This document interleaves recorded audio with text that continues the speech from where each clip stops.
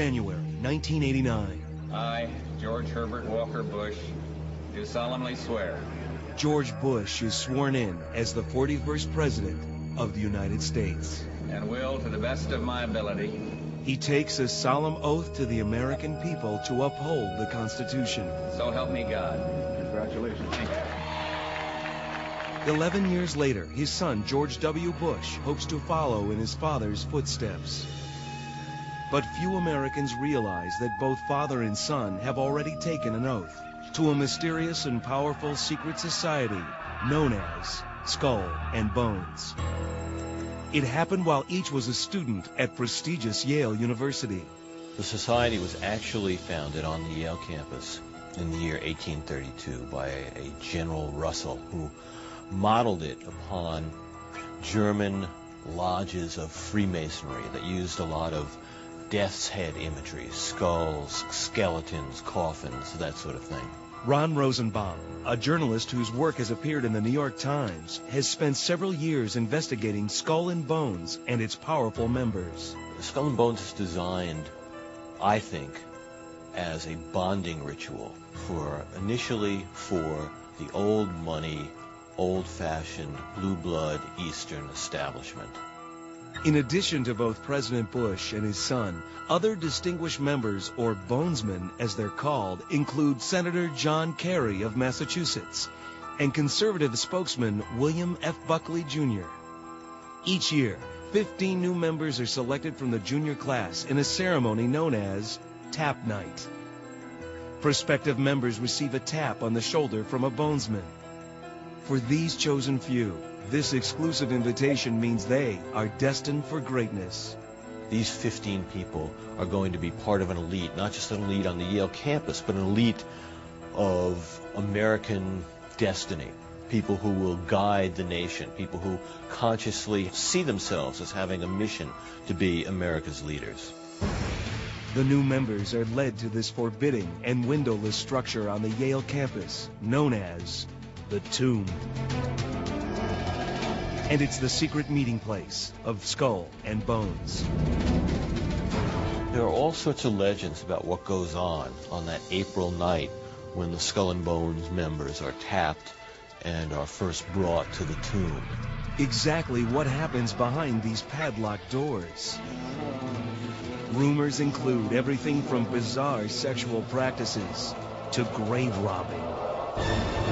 Part of the reason for the secrecy, I think, is it creates a mystique, inwardly and outwardly. It encourages the members of Skull and Bones to believe that they're so special, and that what goes on in the tomb is so highly fraught with deep meaning that it can't be uttered to the outside world.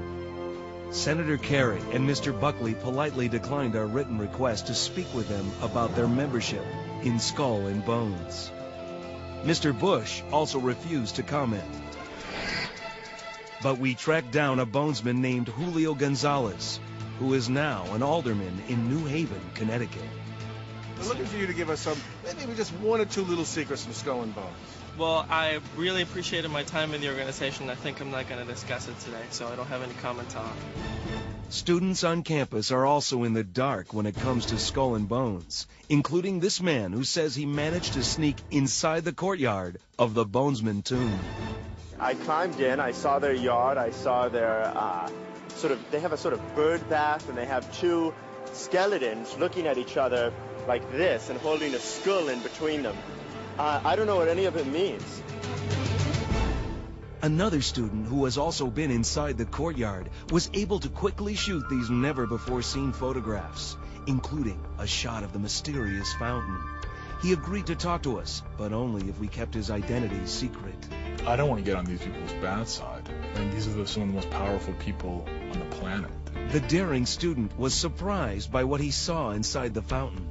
There was actually some sort of red residue in the fountain, which I imagined to be blood. But I am feeling they do some strange rituals with the fountain. These two skeletons look like they're hushing people in some way. Another of his photos shows a cryptic Wheel of Destiny. It had a spinning device on it. And I imagine what happens is during their rituals, they spin it and it says, destiny and fate and all those things have a huge part of what goes on in that place. Because I think they all feel like they're destined to be rulers of the world.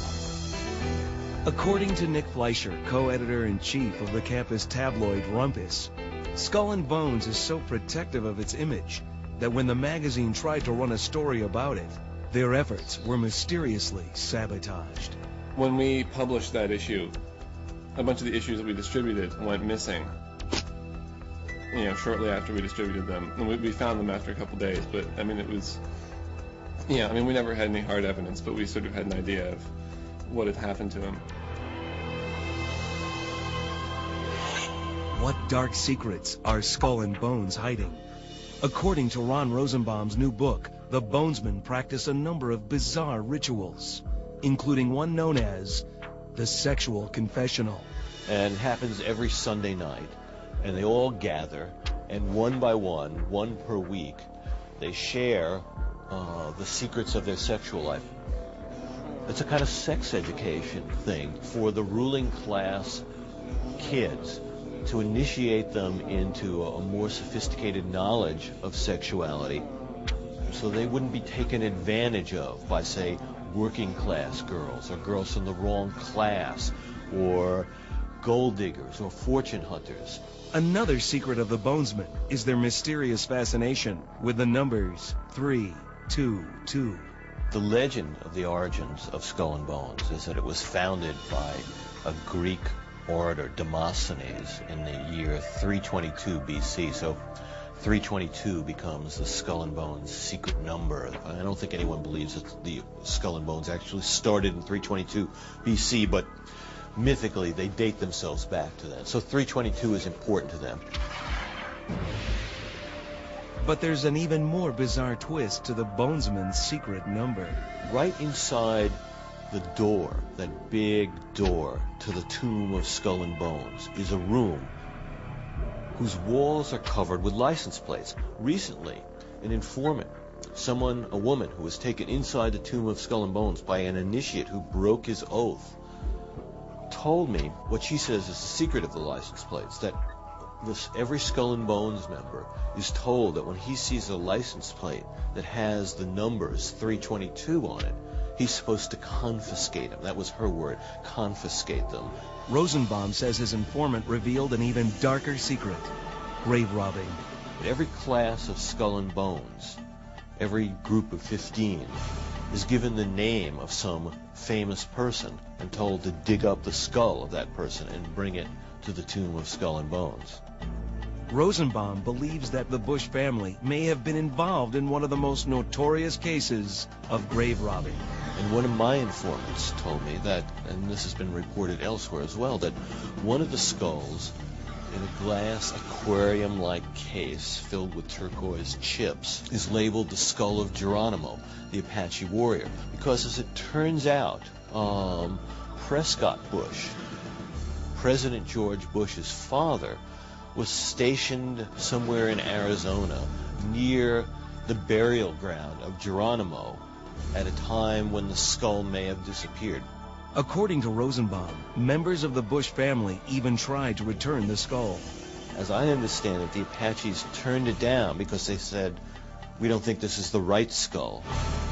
Despite the disturbing rumors, there are many who believe that Skull and Bones is just a harmless college fraternity.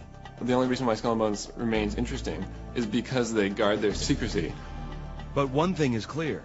The power of Skull and Bones extends far beyond the ancient walls of its secret tomb. I think what makes Skull and Bones significant, not just as some, extra special fraternity or something like that, is that over the years, Skull and Bones people have been secretaries of state, they've been presidents, they've been in the foreign policy establishment, they've been in the cabinet, they've been on the Supreme Court. These are the people who have shaped America's character. And what's interesting is they've had their character shaped inside the tomb of Skull and Bones.